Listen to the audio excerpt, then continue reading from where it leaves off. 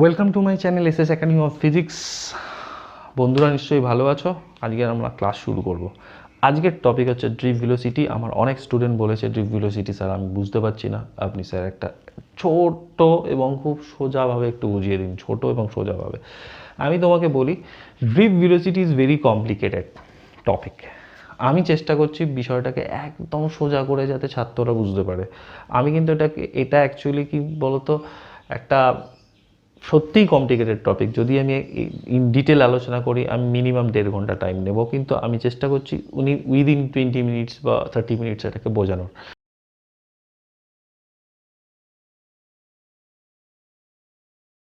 তো আমি তোমাকে বলি ড্রিপ ভেলোসিটি কী জিনিস। ড্রিপ ভেলোসিটি পড়ার আগে আমি একটা কথা বলে রাখি। ড্রিপ ভেলোসিটির যে এক্সপ্রেশন আছে, ড্রিপ ভেলোসিটিকে আমরা ভিডি দিয়ে লিখি। কি লিখি? ভিডি, ড্রিপ ভেলোসিটি। তো ভিডির এক্সপ্রেশন হচ্ছে ভিডি ইজ ইকুয়াল টু মাইনাস ই ই, সব আমি বলে দেবো এগুলো কোত্থেকে এলো না, টাও। এটা হচ্ছে এক্সপ্রেশন, ঠিক আছে? দেখে অনেকেই বলতে পারো স্যার আপনি ভুল লিখেছেন। ভুল লিখিনি না, অনেক বেশিরভাগ বইতে বুকস, নর্মাল বুকস যেগুলো রয়েছে আমাদের কাছে, সেই বুকসগুলোতে কিন্তু ভিডি ইজ ইকুয়াল টু এরকম লেখা আছে, মাইনাস ডিভাইডেড বাই এম টাও। এই টুটা নেই। আমি প্রত্যেককে বলছি অ্যাকচুয়াল রাইট ফর্মুলা আর রং ফর্মুলা ওইভাবে বলা যায় না। তুমি বলবে কেন বলা যায় না? কারণ এটা একটা এনসম্বলের ওপর কাজ করে, যাই হোক কঠিন করে লাভ নেই। আমি তোমাকে বলে দিই এটা হচ্ছে মোর অথেন্টিক। হ্যাঁ, এটাকে রাইট দিলাম। এটা নট সো অথেন্টিক ফর্মুলা, এইটুখানি বলতে পারি। কেন? এইচ.সি. বার্মা, ছাড়ো এইচ.সি. বার্মাকে বাদ দাও, গ্রিফিথ গ্রিফিথ গ্রিফিথ হচ্ছে সারা পৃথিবীর সব থেকে অথেন্টিক ফিজিক্সের বই। গ্রিফিথ পর্যন্ত এই ফর্মুলাটাই সাপোর্ট করেছে।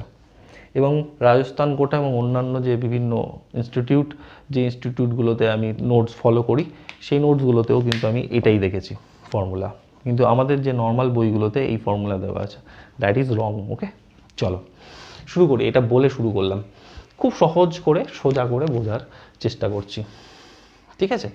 আমি আমার একদম সহজ করে বলছি। দেখো আমার কাছে একটা কন্ডাক্টর আছে, কন্ডাক্টরে প্রচুর ফ্রি ইলেকট্রন আছে। ওকে, ফ্রি ইলেকট্রন মানে প্রচুর প্রচুর, মানে কনসেপ্ট, তোমার প্রচুর শব্দটা তোমার মাথার মধ্যে যে কনসেপ্টটা দেয় তার থেকেও বড়, ঠিক আছে? 10⁻40, 10⁻50 এরকম রেঞ্জে থাকে পার ইউনিট ভলিউম। এতগুলি ইলেকট্রন থাকে একই জায়গায়, বোঝা গেল? তো এখানে এত ইলেকট্রন থাকে বলে আমরা এখানে অ্যাভারেজ ক্যালকুলেশন করি। যাই হোক, পরে আসছি। প্রথমে আমি একটা কন্ডাক্টর রাখছি, this is my conductor. Okay, copper wire ধরে নাও, দোকান থেকে কিনে এনেছো তামার তার। তামার তারের মধ্যে ফ্রি ইলেকট্রন থাকবে? থাকবে। উত্তর হচ্ছে হ্যাঁ থাকবে। কীরকম থাকবে? প্রচুর ফ্রি ইলেকট্রন থাকবে। তো এখানে ইলেকট্রন কী আছে? প্রচুর আছে, ইলেকট্রন প্রচুর আছে। এদিকে যাচ্ছে, এদিকে যাচ্ছে, এদিকে যাচ্ছে, র্যান্ডাম মোশনে মুভ করে ইলেকট্রন। হ্যাঁ, যদি কেউ প্রশ্ন করে আচ্ছা কপারের মধ্যে যে ফ্রি ইলেকট্রনগুলো থাকে সেই ইলেকট্রনগুলো কি রেস্টে থাকে? উত্তর হবে না, রেস্টে থাকে না, ঠিক আছে? ইলেকট্রনগুলো রেস্টে থাকে না, এলো পাতারি যে যেদিকে পারে ঘুরে বেড়ায়। সাপোজ ক্লাস রুমের মধ্যে টিচার নেই, স্টুডেন্টরা কী করবে? যা যা করে ইলেকট্রন তাই করে। মানে স্টুডেন্টগুলো যদি আমার মতো হয়, টিচার যদি না থাকে তাহলে কি করবে?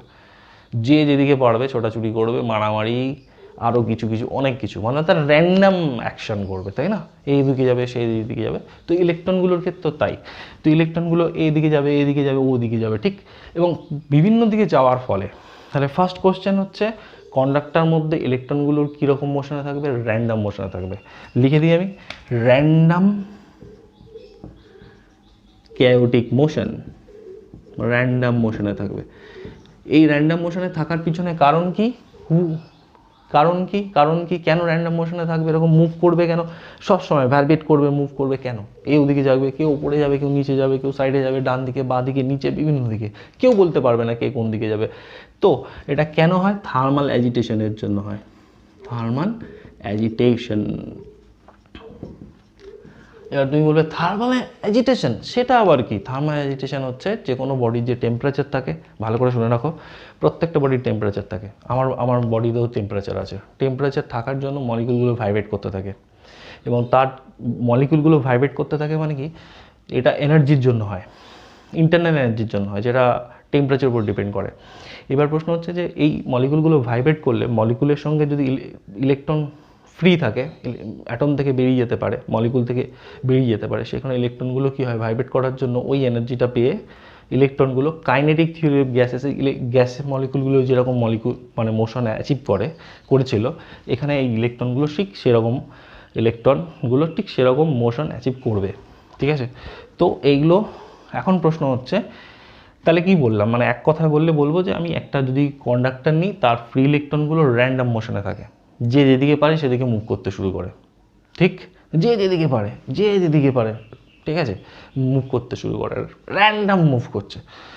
এবার যদি প্রশ্ন করি, আচ্ছা ইলেকট্রনগুলো তো মুভ করছে, তাহলে ইলেকট্রন মুভ করলে বা ফ্লো করলে কারেন্ট তৈরি হয়, তাহলে এখানে কারেন্ট পাবো? ব্যাটারি কানেকশন নেই, কিন্তু কারেন্ট পাবো না। তাহলে ইলেকট্রন মুভ করছে যে, আরে মুভ করার ফ্লো করা এক নয়, ইলেকট্রন র্যান্ডম মুভ করছে, তার মানে কি ইলেকট্রন ফ্লো করছে পার্টিকুলার ডিরেকশনে? ভেবে দেখো, ইলেকট্রন র্যান্ডম মুভ করছে, ওদিকে যাচ্ছে, পার্টিকুলার ডিরেকশনে ইলেকট্রনের কোনো ফ্লো আছে? উত্তর হচ্ছে না, নেই, সেই কারণে কারেন্ট পাওয়া যাবে না। পরিষ্কার?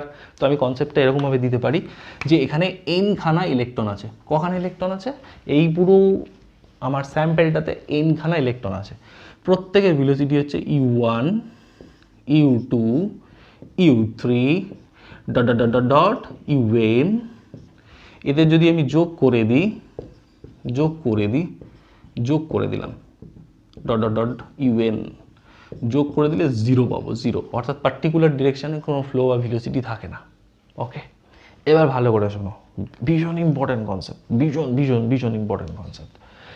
সেটা হচ্ছে যে ইনিশিয়ালি ইলেকট্রনগুলোর কোনো ভেলোসিটি থাকে না, সেই কারণে কন্ডাক্টরের মধ্যে দিয়ে কোনো কারেন্ট পাই না, ঠিক? আচ্ছা, এইবার দ্য কোশ্চেন ইজ দ্যাট যদি আমি এই কন্ডাক্টরটাকে ব্যাটারির সাথে কানেক্ট করি, তাহলে কারেন্ট যাবে? উত্তর হচ্ছে হ্যাঁ যাবে। ব্যাটারির সাথে কানেক্ট করলে কেন কারেন্ট যাবে না? আরে তখন কেন কারেন্ট যাবে? তার কারণ হচ্ছে ব্যাটারির, ধরা যাক, দেখি আমার কাছে একটা কন্ডাক্টর আছে, ওকে, কন্ডাক্টরের সঙ্গে একটা ব্যাটারি কানেক্ট করেছি, প্লাস মাইনাস ব্যাটারি, এটা ভি, এটা হায়ার পোটেনশিয়াল, এটা লোয়ার পোটেনশিয়াল। অটোমেটিক্যালি এখানে যে ইলেকট্রনটা আছে সেই ইলেকট্রনটা এদিকে মুভ করতে শুরু করে দেবে আন্ডার দিস ফিল্ড, এইদিকে ইলেকট্রিক ফিল্ডের আন্ডারে। এবং এই ইলেকট্রনগুলো তখন যে ভেলোসিটি নিয়ে, একটা অ্যাভারেজ ভেলোসিটি নিয়ে মুভ করবে, সেই ভেলোসিটিটাকেই আমরা বলবো ড্রিফট ভেলোসিটি। মাথায় ঢুকলো? এই অ্যাভারেজ ভেলোসিটিটাকে আমরা বলবো drift velocity. Again I repeat, যখনই আমি একটা ব্যাটারি এখানে কানেক্ট করব, সঙ্গে সঙ্গে একটা হায়ার পোটেনশিয়াল হবে, এটা লোয়ার পোটেনশিয়াল হবে। হায়ার পোটেনশিয়াল লোয়ার পোটেনশিয়াল মানেই ইলেকট্রিক ফিল্ডের ডিরেকশনটা, আই এম ভেরি সরি, এদিকে হবে, আমি ভুল করে এদিকে দিয়ে দিয়েছি। ইলেকট্রিক ফিল্ডের ডিরেকশনটা এদিক থেকে এদিকে হবে, মানে পজিটিভ থেকে নেগেটিভ দিকে থাকবে। আর ইলেকট্রন মুভ করবে ঠিক উল্টো দিকে, কারণ ইলেকট্রন নিজের নেগেটিভ চার্জ, তাহলে নেগেটিভ চার্জ হওয়ার জন্য হায়ার পোটেনশিয়ালের দিকে ছুটে যাবে ভিডি স্পিড নিয়ে। বোঝা গেল? তো ইলেকট্রিক ফিল্ড থাকবে এদিকে আর ইলেকট্রন মুভ করবে এদিকে। এবার ইলেকট্রন এদিকে যখন মুভ করবে, ভালো করে বুঝবে, এদিকে যখন মুভ করবে তখন যে অ্যাভারেজ ভেলোসিটি নিয়ে মুভ করবে, সেই অ্যাভারেজ ভেলোসিটিটাকে আমরা ড্রিফট ভেলোসিটি বলি। তাহলে এক কথায় কি বলবো, নর্মাল অবস্থায় কন্ডাক্টরে প্রচুর ইলেকট্রন আছে, তারা র্যান্ডম মোশনে মুভ করছে, সেই কারণে কোনো কারেন্ট আমরা পাবো না। কিন্তু যখনই আমি ব্যাটারি কানেক্ট করব, তখন কিন্তু এই কন্ডাক্টরের দুটো এন্ডে একটা পোটেনশিয়াল ডিফারেন্স তৈরি হবে, হায়ার পোটেনশিয়াল লোয়ার পোটেনশিয়াল। তখন কী হবে, ইলেকট্রনগুলো লোয়ার পোটেনশিয়াল থেকে হায়ার পোটেনশিয়াল দিকে, অর্থাৎ ইলেকট্রিক ফিল্ডের ঠিক অপোজিটে মুভ করা শুরু করবে অ্যাভারেজ ভেলোসিটি নিয়ে। সেই অ্যাভারেজ ভেলোসিটিটাকে ড্রিফট ভেলোসিটি বলবো। কিন্তু যে লোকাল যে বইগুলো আছে, সেই বইগুলোতে যে অ্যাজাম্পশনটা আছে, কোন অ্যাজাম্পশনটা? যে বইগুলোতে দেখবে লেখা আছে যে ইনিশিয়াল ভেলোসিটি ছিল u1, u2, u3 ... un, তাদের যোগ করলে 0 হলো। এবার তুমি যখনই আমি ইলেকট্রিক ফিল্ডটা দেবো, তখন এই ইলেকট্রনগুলোর ভেলোসিটি হবে v1 প্লাস v2, এরকম করে vn পর্যন্ত হলো, তাদের অ্যাভারেজ নিয়ে নিলাম, এটা ভেলোসিটি। এই জায়গাটা ভুল আছে, এটা নয়, এই অ্যাজাম্পশনটা ভুল, এটা হয় না। আমি কি বলছি যে ইলেকট্রিক ফিল্ড অ্যাপ্লাই করলে অ্যাভারেজ স্পিড নিয়ে যায়, এইটুখানি মাথায় রাখো, এইটা মাথার মধ্যে আনবে না, বইতে এইটাই লেখা আছে, এটা ভুল অ্যাজাম্পশন, ঠিক আছে। মানে ইনিশিয়াল ভেলোসিটিগুলোকে গড় নিয়ে নিলাম, এই ইনিশিয়াল ভেলোসিটি জো হচ্ছে 0, যখন অ্যাপ্লাই করব তখন সেই ইলেকট্রনগুলোর একটা ফাইনাল ভেলোসিটি থাকবে, সেই ফাইনাল ভেলোসিটিগুলোর গড় নিলাম, অ্যাভারেজ নিলাম, সেটাই নাকি ড্রিফট ভেলোসিটি বা অনুপ্রবাহ বেগ। এটা কিন্তু ভুল কনসেপ্ট, বইতে এটাই অ্যাজাম্পশনটা ভুল আছে। এখানে আমি ডেফিনিশনটা আবার বলছি, ব্যাটারি কানেক্ট করলে ইলেকট্রিক ফিল্ড এস্টাবলিশ হলো, ইলেকট্রনগুলো একটা অ্যাভারেজ স্পিড নিয়ে মুভ করে, সেই অ্যাভারেজ স্পিডটাকে বলা হয় ড্রিফট ভেলোসিটি।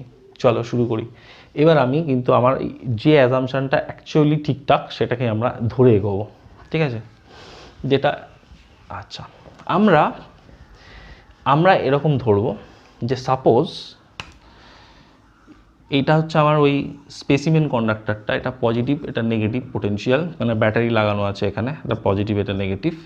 তো ইলেকট্রনগুলো মুভ করবে, ধরো এখানে একটা ইলেকট্রন আছে, এখানে একটা ইলেকট্রন আছে, এখানে একটা ইলেকট্রন আছে, এখানে একটা ইলেকট্রন আছে। এরা এখান থেকে এই পর্যন্ত টানা ভিডি স্পিড নিয়ে যাবে না, অ্যাভারেজ স্পিড, এই কারণে কনসেপ্টটা কেন এরকমভাবে যায়, এরা এখান থেকে এই পর্যন্ত গেল সাপোজ ভিডি স্পিড নিয়ে, ভালো করে বুঝবে, এখানে এসে পৌঁছালো, তারপর এখান থেকে আবার এখানে পৌঁছালো, এইখানে পৌঁছালো, আবার এখানে পৌঁছালো, এইভাবে আসে। তুই স্যার এটা কী করলেন, আমি বলে দিই। আমরা সৈন্যদের মার্চ করা দেখেছি, আমাদের ইন্ডিয়ান সোলজাররা যখন মার্চ করে দেখবে একটা লাইনে মার্চ করে, ঠিক আছে। তুমি মনে করো ইলেকট্রনগুলো লিনিয়ার সোলজারের মতো মার্চ করে করে যাচ্ছে, কিন্তু যাওয়ার একটা ধরন আছে, ধরনটা হচ্ছে এখান থেকে যাত্রা শুরু করে এখানে স্টপ হবে, এখান থেকে যাত্রা শুরু করে এখানে স্টপ হবে, এখানে যাত্রা শুরু করে এখানে স্টপ হবে, এইভাবে যেতে যেতে এইভাবে যাবে। তুমি বলবে কেন এইভাবে যাবে, কেন, কে বললো?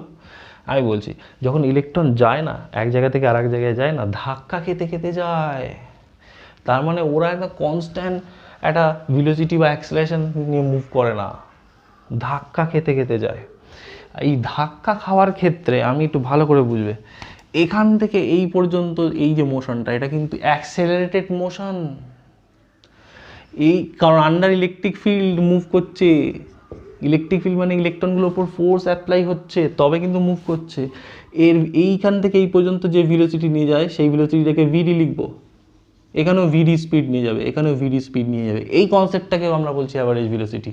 মানে ওরা এখান থেকে এই পুরো গ্রুপটা যখন এখানে আসছে তার অ্যাভারেজ ভেলোসিটি ভিডি, এখান থেকে যখন এখানে আসছে মানে ধাক্কা খেয়ে এখানে কিন্তু স্টপ হচ্ছে, আবার এখানে স্টপ হচ্ছে, আবার এখানে স্টপ হচ্ছে, স্টপ হতে হতে যাচ্ছে, ধাক্কা খেতে খেতে খেতে খেতে যাচ্ছে। এটা অ্যাজাম্পশন গুরু, এটা অ্যাজাম্পশন, আবার বলছি, বাস্তবে কিন্তু এরকম হয় না। আমরা জাস্ট হাইপোথেটিক্যালি ফর্মুলাটাকে সেট আপ করার জন্য এরকম ধরে নিই যে এইভাবে ইলেকট্রনগুলো যাচ্ছে, ওকে, তার স্পিড বা ভেলোসিটি, অ্যাভারেজ ভেলোসিটিটা হচ্ছে ভিডি স্পিড নিয়ে যাচ্ছে, ক্লিয়ার, এইটা অ্যাজাম্পশনটা করবে। কিন্তু বইতে যেটা লেখা আছে না, যে ইনিশিয়াল ভেলোসিটি u1 ছিল, ফাইনাল ভেলোসিটি v1, তারপর v1 v2 v3 divided by n is equal to হচ্ছে average velocity V D, this is wrong boss, okay. চলো, আমি অনেক সোজা করে বললাম, মানে এটাকে অ্যাকচুয়ালি এত ডিটেলে অনেক টাইম লাগবে ডিটেল যদি বুঝি, আমি অ্যাজাম্পশনটা এইভাবে করলাম আর কি। এবার দেখো ইলেকট্রন কি হয়, এটা ইলেকট্রন গিয়ে কি করে একটা অ্যাটমের সাথে ধাক্কা খায়, এখানে একটা কলিশন হয় 1 নম্বর, তারপর এখান থেকে আর একটা অ্যাটমের সাথে কলিশন হয়, এখানে 1 নম্বর কলিশন হয়, এখানে 2 নম্বর কলিশন হয়, কলিশন, এবং এটা কলিশন হতে হতে ধাক্কা খেতে খেতে খেতে খেতে চলে, ধাক্কা খেতে খেতে চলে, এখানে একটা কলিশন হলো, এখানে একটা কলিশন হলো, তারপরে আবার একটা কলিশন হলো, এইভাবে যেতে যেতে থাকে। এবার এখানে আমি দুটো টার্ম বলবো, দুটো টার্ম খুব ইম্পর্ট্যান্ট, এখানে একটা ধাক্কা লাগলো আর এখানে একটা ধাক্কা লাগলো, এটা একটা অ্যাটম, এটা একটা অ্যাটম, এই অ্যাটমের সঙ্গে ইলেকট্রনটা ধাক্কা লাগার পর এখানে গেল, মানে ধাক্কা লাগে মানে কি অ্যাবজর্বড হয়, ঠিক আছে, মানে ইলেকট্রনটা গিয়ে অ্যাটমে গিয়ে অ্যাবজর্ব হয়, আবার ওই অ্যাটমটা ইলেকট্রনটা ছেড়ে দেয়, সেই ইলেকট্রনটা গিয়ে আবার একটা অ্যাটমের সঙ্গে অ্যাবজর্ব হয়। সেটাকে আমি সহজ করে বলছি যে ইলেকট্রনটা গিয়ে এখানে ধাক্কা লাগলো, তারপর সেই ইলেকট্রনটা এখানে গেল, ধাক্কা খেলো, এইখানে একবার ধাক্কা খেলো, এখানে একবার ধাক্কা খেলো, এই যে এখানে একবার ধাক্কা খেলো আর এখানে একবার ধাক্কা খেলো, তার মাঝের যে ডিস্টেন্স, কি বললাম, ডিস্টেন্সকে আমরা ল্যামডা দিয়ে রিপ্রেজেন্ট করি, কি বললাম, এখান থেকে এইখানের যে ডিস্টেন্স, প্রথমবার ধাক্কা দ্বিতীয়বার ধাক্কার মাঝখানে যে ডিস্টেন্স, এই ডিস্টেন্সটাকে আমরা ল্যামডা দিয়ে রিপ্রেজেন্ট করি। এটাকে বলে মিন ফ্রি পাথ, মুক্ত পথ বাংলায় বলে। মিন কেন? কারণ এখানে অসংখ্য ইলেকট্রন আছে, তাদের অ্যাভারেজ নিয়ে এটা বার করতে হয়। তো আমরা এটা অ্যাভারেজ, এটা একটা ঘটনা নিয়ে আমি তোমাকে বোঝাচ্ছি, এটা অ্যাকচুয়ালি অ্যাভারেজ হিসাব হচ্ছে, ঠিক আছে। যাই হোক, এটাকে মিন ফ্রি পাথ বলে। এবার বলি, এই প্রথমবার ধাক্কা আর দ্বিতীয়বার ধাক্কা, এর মাঝের যে টাইমটা, এর মাঝে যে টাইমটা, মানে প্রথমবার ধাক্কা আর দ্বিতীয়বার ধাক্কার যে মাঝের টাইম, এই টাইমটাকে কিন্তু টাও বলে। টাও মানে relaxation time, relaxation time, Bangla এটাকে বলে বিরাম সময়। বিরাম সময়, বোঝা গেল? বাংলা এটাকে বলে বিরাম সময়। ওকে, ভালো। তাহলে একটা জিনিস বলো তো, এখান থেকে এই পর্যন্ত যে মোশনটা আছে, এখানে অ্যাভারেজ ভেলোসিটি কী করে বার করবে? সেটাই তো ড্রিফট ভেলোসিটি, সেটা এটা হবে ল্যামডা বাই টাও। আমি রাইট? আমি যদি বলি এই কনসেপ্টটাই নিই যে এখান থেকে এখানে ধাক্কা লাগার মাঝখানে অ্যাভারেজ ভেলোসিটি ভিডি, তাহলে এইটার ডিস্টেন্সটা আমাকে মিন ফ্রি পাথ বলছি, আর এখান থেকে এখানে যেতে যে টাইম লাগছে, এই টাইম ইন্টারভাল, সেটাকে আমরা বলছি রিল্যাক্সেশন টাইম। এবং এটাকে মিন ফ্রি পাথ আর এখানে রিল্যাক্সেশন টাইম কেন বলা হয়? কারণ এইটুখানি ইন্টারভালে কোনো রকম ফোর্স, মানে এরা কনস্ট্যান্ট অ্যাভারেজ ভিডি স্পিড নিয়ে যাচ্ছে, ভিডি ভেলোসিটি নিয়ে মুভ করছে, সেই কারণেই আমরা এটাকে রিল্যাক্সেশন টাইম বলছি। মানে আমার অ্যাজাম্পশন অনুযায়ী যে অ্যাভারেজ ভেলোসিটি এইটা নিয়ে মুভ করছে, এর অ্যাক্সেলারেশন নেই, এরকম অ্যাজাম্পশনটা আর কি। সেই কারণে এটাকে মিন ফ্রি পাথ, এটাকে রিল্যাক্সেশন টাইম বলে। এই পর্যন্ত পরিষ্কার? এখান থেকে এই পর্যন্ত ডিসপ্লেসমেন্ট হচ্ছে মিন ফ্রি পাথ ল্যামডা, আর এখান থেকে এই পর্যন্ত টাইম হচ্ছে টাও, এই যে টাও লিখেছি। তাহলে distance by time is equal to velocity, displacement by time is equal to velocity, তাহলে lambda by tau is equal to V D. পরিষ্কার? দেখো, এবার দেখো এখানে এই জায়গাটা, ইলেকট্রিক ফিল্ড কত? ই। এখানে প্রত্যেকটা ইলেকট্রনের চার্জ কত? স্মল ই। তাহলে ইলেকট্রনের উপর ফোর্স কত হবে? মাইনাস ই ইন্টু ই, এরকম হবে ফোর্স। কার ওপর? ইলেকট্রনের উপর। এখানে যে ইলেকট্রনটা, এই যে ইলেকট্রনটা গিয়ে এখানে ধাক্কা খেলো, ধাক্কা খাওয়ার পর এখানে আবার একটা ধাক্কা খেলো, এই ইলেকট্রনটার উপর ফোর্স হচ্ছে এটা। ওকে, তাহলে ইলেকট্রনটার উপর যদি ফোর্স এটা হয়, তাহলে অ্যাক্সেলারেশন কত হবে বাবা বলো? Minus E by M. কোত্থেকে এলো? আরে force divided by M, F by M, এইভাবে করে এলো অ্যাক্সেলারেশন।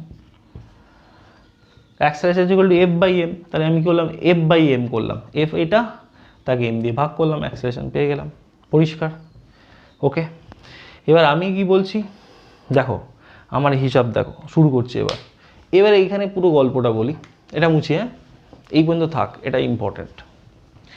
তাহলে ইনিশিয়ালি এই ইলেকট্রনগুলোর পার্টিকুলার কোনো ডিরেকশন ছিল না, তাহলে ইনিশিয়াল ভেলোসিটিগুলোকে যদি আমি অ্যাভারেজ করি, তাহলে কিন্তু জিরো হবে, এটা জিরো হবে, এটা কিন্তু ঠিক, এই অ্যাজাম্পশনটা ঠিকই, এটা জিরো হবে।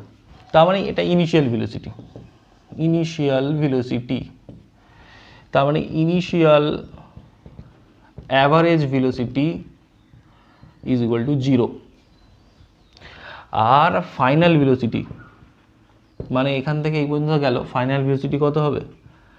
ভেলোসিটি আমরা এখানে অ্যাজাম করব ভিডি হবে ফাইনাল ভেলোসিটি, মানে এখান থেকে এখানে পৌঁছালো, এইখানে অ্যাভারেজ ভেলোসিটি ভিডি নিয়ে যাচ্ছে, মানে আমি ফাইনাল ভেলোসিটিটাকে ভিডি ধরবো। হলো, টাইম কত? টাইম হচ্ছে টাও, টাইম ইজ টাও। বোঝা গেল? এটা মুছলাম, টাইম ইজ টাও। ওকে, আর এখান থেকে আর একটা জিনিস, এটা কিন্তু অ্যাক্সেলারেশন হচ্ছে এটা, তাহলে initial velocity V zero, final velocity V D, time হচ্ছে টাও, আর অ্যাক্সেলারেশন হচ্ছে এটা। কার ওপর? ইলেকট্রনের। এবার আমি এই ফর্মুলাটা ব্যবহার করব, দেখো হয়েছে? এই ফর্মুলাটা চেনা, এইটা হচ্ছে ডিসপ্লেসমেন্ট, এখানে ল্যামডা বসিয়ে দাও। ইনিশিয়াল ভেলোসিটি এটা জিরো, থাকবে না, এই যে জিরো এখানে দেখো, ইনিশিয়াল ভেলোসিটি জিরো, এখানে হাফ থাকছে, এ থাকছে, আর টাও তার স্কোয়ার হবে। দেখো ঠিক লিখলাম কিনা? Lambda half a tau square. এবার দেখো পরের line, lambda is equal to half হলো এ, এর জায়গায় কি লিখবো, E divided by M tau square. Okay, তাই না? দেখে নাও ভালো করে, এরকম লেখা যায়। যদি আমি এখানে শুধুমাত্র এই নেগেটিভ সাইনটা বাদ দিয়ে, এখানে ভেক্টর সাইন দিতে হয়, ভেক্টর সাইনটা বাদ দিয়ে যদি আমি লিখি, শুধু ভ্যালু দিয়ে লিখি, তাহলে এরকম আসবে না। নেগেটিভ সাইনটাকে আমি যদি ডিসকার্ড করি তাহলে এরকম লিখবো। এবারে দেখো পরের লাইন, এর পরের লাইন, ল্যামডা আছে, টাউটাই নিচে নিয়ে চলে আসো, তাহলে হাফ ই বাই এম, একটা টাউ পড়ে থাকলো। এবারে দেখো এখানে ডেফিনেশন অলরেডি আমি লিখে রেখেছি, V D equal to lambda by tau, তাহলে এটার জায়গায় লিখে দাও V D is equal to half E M E, sorry এটা ই না, টাউ, টাউ, বোঝা গেল? এবার যদি আমি এটা ভেক্টরিক্যালি লিখি, মানে ভিডি ভেক্টর দিয়ে লিখি, তাহলে অবশ্যই কিন্তু মাইনাস সাইনটা বসাতে হবে, এখানে একটা ভেক্টর টাউ বাই 2m বসাতে হবে। That is the velocity, drift velocity. মাথায় ঢুকলো? এখানে কিন্তু এই হাফটা দুইটা থাকবে, বোঝা গেল? ইনিশিয়াল ভেলোসিটি 0 ধরেছি, ফাইনাল ভেলোসিটি ভিডি ধরেছি। এবার আমি এই ফর্মুলা অ্যাপ্লাই করেছি, করে দেখো এটা পেয়ে গেলাম, E tau divide by 2m। So this is the expression for drift velocity. আর নেগেটিভ সেন্সটা আমাকে কি বলছে, V D equal to minus E 2m by tau. এখানে এই মাইনাস সাইনটা কি বলছে, যে ইলেকট্রিক ফিল্ড আর ভিডি এরা অপোজিট, মানে 180 ডিগ্রি অ্যাঙ্গেল করে আছে। মানে ইলেকট্রিক ফিল্ড এদিকে কাজ করছে, ভিডি এদিকে কাজ করছে, মানে ইলেকট্রিক ফিল্ড আর ভেলোসিটির ডিরেকশন এক্স্যাক্টলি অপোজিট। মাথায় ঢুকলো?